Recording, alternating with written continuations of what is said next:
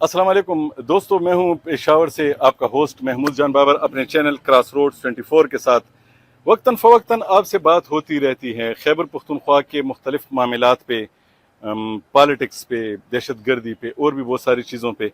आज हम एक ऐसे इशू पे आपसे बात करना चाहते हैं जिसको जान के लोगों को तकलीफ भी होती है और वो हैरान रह जाते हैं कि कैसे हो सकता है। पिछले 10 सालों में यहाँ पे तहरीक इंसाफ की हुकूमत रही, उससे पहले और भी हुकूमतें रहीं। यहाँ पे हस्पतालों के बनने का जो सिलसिला था वो कितना तेज़ रहा, उस पर मैं ज़रा आपसे बात करना चाहता हूँ कि सरकारी सतह पर यहाँ पर कितने अस्पताल बने। मैं ये जहाँ मौजूद हूँ ये पेशावर का बिल्कुल आखिरी सिरा है। इससे आगे खैबर एजेंसी और अब का ज़िला खैबर है और उसके बाद अफगानिस्तान है। तो ये वो इलाका है जहाँ पर पेशावर और खैबर पख्तूनख्वा के ज़्यादातर बड़े वो हस्पताल कायम हैं जहाँ पे बड़े लोगों का इलाज होता है। बहुत अच्छी अच्छी फैसिलिटीज़ हैं। वो हस्पताल, वो इलाज यहाँ पे होता है जिसके लिए लोग पहले लंदन और बाकी ममालिक में जाते थे।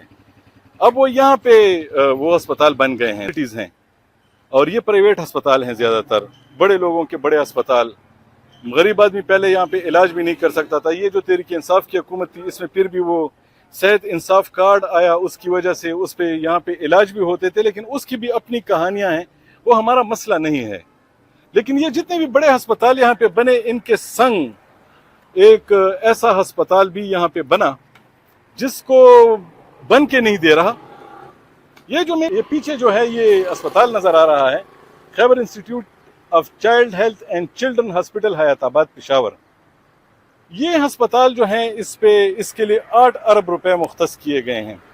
इसके इर्द गिर्द बहुत सारे प्राइवेट अस्पताल जो थे वो बन रहे थे और वो बन चुके हैं और उसके, लेकिन ये अस्पताल जो है ये कई सालों से ऐसे ही पड़ा है। इसके बारे में हमने खबर पड़ी थी साल 2021 में कि ये अस्पताल जो है इसे हर सूरत हमने शुरू करना है, क्योंकि ये बच्चों का पूरे सूबे में एक ही अस्पताल है जिसमें उनका इलाज भी होगा, तहकीक भी होगी, यहाँ के डॉक्टरों को बाहर भी भेजा जाएगा और वो बाहर से सीख के आएंगे, बहुत कुछ करेंगे। लेकिन ये अस्पताल नहीं बन रहा। इसके इर्द गिर्द जितने भी प्राइवेट हॉस्पिटल हैं वो ज़बरदस्त चल रहे हैं। उनमें लोगों के, मरीजों के आने की तादाद सैकड़ों और हज़ारों में है, और वो जब आते हैं तो एक एक मरीज हज़ारों रुपए नहीं बल्कि लाखों रुपए दे के अपना इलाज करवाता है, और लोगों को इलाज मिलता भी है, लोग वो करते भी हैं, और लोग मजबूरन जहाँ से भी पैसे लाएं यहाँ से इलाज करवाते हैं, क्योंकि बहुत सारे इलाज यहाँ के सरकारी अस्पतालों में जब मुमकिन नहीं होता तो लोग अच्छे इलाज के लिए इन प्राइवेट अस्पतालों में आते हैं। हैरत इस बात की है कि मैंने अभी थोड़ी देर पहले भी ये खबर पढ़ी, साल 2021 में उस वक़्त के वज़ीर सेहत हशाम इनामुल्लाह खान थे तहरीक इंसाफ के, उनका बयान मैंने अभी अखबार में पढ़ा कि 2021 में छपा था कि ये अस्पताल जो है ये हर सूरत बनना है और इसको जल्द अज जल्द इसको काम शुरू करना है। 2022 में भी मैंने इस अस्पताल के बारे में बयान पढ़ा, अब भी इसके बारे में बयानात आ रहे हैं, लेकिन इसकी हालत ये है कि इस पे शायद अरबों रुपए लग चुके हैं। ऊपर से इसकी जो जिंदगी है, जो तामीरात के माहिरीन होते हैं वो कहते हैं कि 30 साल एक बिल्डिंग की जिंदगी होती है।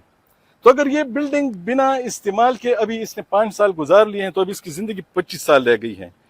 तो अभी ये जितने भी अरसे बगैर लोगों के रहेगा, बगैर इसकी केयर के ये रहेगा, तो इसकी जिंदगी कम होती जाएगी, ये जल्द ही जड़ना शुरू हो जाएगा। अब भी आप इसके अंदर जाएं तो इसके अंदर मुख्तलिफ किस्म के तामीराती मसाइल हैं। समझ नहीं आती कि ये किसका काम है कि वो ये पूछे कि एक ही सरकारी अस्पताल बन रहा है, वो क्यों बन के नहीं दे रहा। तो ये वो अस्पताल है कि जिसके बारे में मैंने आपसे बात की। बात अस्पताल की नहीं है, बात उस रवैये की है कि हम लोग 8 अरब रुपए कितनी आसानी से हम उसको खर्च कर रहे हैं, और ये वफाकी हुकूमत से जो सूबों के लिए मुख्तलिफ मंसूबे अप्रूव होते हैं ये वहाँ से अप्रूव होके आया है।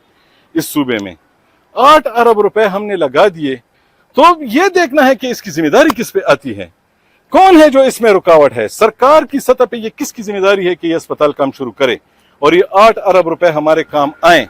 हम जो अपने बच्चों को, इस सूबे के लोग जो हैं अपने बच्चों को अगर प्राइवेट अस्पतालों में लेके जा रहे हैं तो उनकी जेबों से निकलने वाला वो पैसा अलग है जो कि वहां पे इलाज के लिए इस्तेमाल हो रहा है। तो फिर इस अस्पताल को बनने में क्या मसला है। افغانستان سے جتنے بھی پیشنٹ آتے ہیں وہ اس علاقے میں آتے ہیں جہاں پہ میں موجود ہوں. یہ حیات آباد کا بالکل فیز 5 ہے. اس فیز 5 میں بڑے بڑے ہسپتال اور بھی بن رہے ہیں. ہمارے بڑے اچھے اچھے ڈاکٹرز جو ہیں وہ ایک دوسرے کے ساتھ اشتراک کر کے اسپتال بنا رہے ہیں اور بہت اچھی سروس بھی دے رہے ہیں. لیکن حیرت اس وقت ہوتی ہے کہ ان کا اسپتال کھڑا بھی ہو جاتا ہے, اس میں کام بھی شروع ہو جاتا ہے, لیکن اس سرکاری اسپتال میں کام شروع نہیں ہو رہا. یہ کس کی ذمہ داری ہے؟ کوئی بتائے گا؟ ہم یہاں پہ کسی پہ رسپانسبلٹی فکس کرنے نہیں آئے, لیکن سوال اٹھانے آئے ہیں. جب ہم حکومت کہتی ہے کہ ہم نے عوام پہ یہ بجلی کے ریٹ ہم نے بڑھا کے ان سے پیسے وصول کرنے کیونکہ ہمیں پیسے چاہیے ہیں, تو جو سرکاری پیسے غلط خرچ ہو رہے ہیں وہ سرکاری پیسے کیوں غلط خرچ ہو رہے ہیں اور وہ اس کا بوجھ لوگوں پہ کیوں ڈل رہا ہے؟ نہ صرف یہ اسپتال نہیں بن رہا بلکہ جو عام لوگ ہیں وہ اپنے بچوں کو علاج کے لیے جہاں جہاں لے کے جاتے ہیں اس کا صحرا بھی ان لوگوں کے سر ہے جو یہ اسپتال نہیں بننے دے رہے. ایک سوال تھا جو ذہن میں آیا تھا, اس اسپتال کو یہاں سے گزرتے ہوئے کئی بار دیکھا تو سوچا کہ اس کے حوالے سے ان لوگوں سے سوال کیا جائے جو اس کے ذمہ دار ہیں. اور باقی تو آپ کو معلوم ہے, مجھ سے یہ سوال کیا جائے گا کہ میں ان سے کیوں نہیں پوچھتا, تو آپ کو معلوم ہے کہ ان تک رسائی کتنی مشکل ہے. ہر شخص کے پیچھے دفتر بھی جائیں گے تو وہ میٹنگ میں ہوگا, اس کو آپ کال کریں گے تو وہ دستیاب نہیں ہوگا. تو میں نے سوچا کہ یہیں پہ کھڑے ہو کے سوال کر لیتے ہیں, وہ جو جواب دیں گے وہ میڈیا میں آ جائے گا. اگلے ویلاگ کے ساتھ آپ کی خدمت میں پھر حاضر ہوں گے. دعاؤں میں یاد رکھیے گا. اللہ حافظ.